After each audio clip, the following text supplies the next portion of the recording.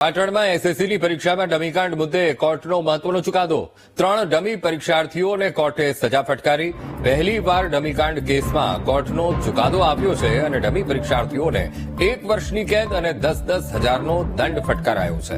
તો બાલીસણા પોલીસ મથકે ફરિયાદ થઈ હતી। 7 વર્ષ પહેલા આ ડમી પરીક્ષાર્થીઓએ છેતરપિંડી કરી હતી, ત્યારે મૂળ વિદ્યાર્થીઓને બદલે ડમી પરીક્ષાર્થીને બેસાડી દેવાયા હતા અને હવે મહત્વપૂર્ણ આ ચુકાદો પાટણમાં ડમીકાંડને લઈને સામે આવ્યો છે। તો આજ મુદ્દે સંવાદદાતા વિપિન ફોનલાઈન પર। વિપિન, પાટણમાં એસએસસીની પરીક્ષામાં ડમીકાંડ, 7 વર્ષ પહેલાનો કેસ અને આ મુદ્દે કોર્ટનો મહત્વનો ચુકાદો। વિપિન, બિલકુલ 7 વર્ષ અગાઉ એસએસસીની પરીક્ષાના અંદર જે 3 વિદ્યાર્થીઓ હતા તેમને ડમી વિદ્યાર્થીઓ બેસાડ્યા, એટલે કે જે પરીક્ષામાં બીજા વિદ્યાર્થીઓ જેને લખતે આવડતું હોય, જે સારા માર્ક્સ આવવા માટેનો એક અલગ 3 ડમી વિદ્યાર્થીઓ ઉભા કરીને તેમને બેસાડવામાં આવ્યા હતા।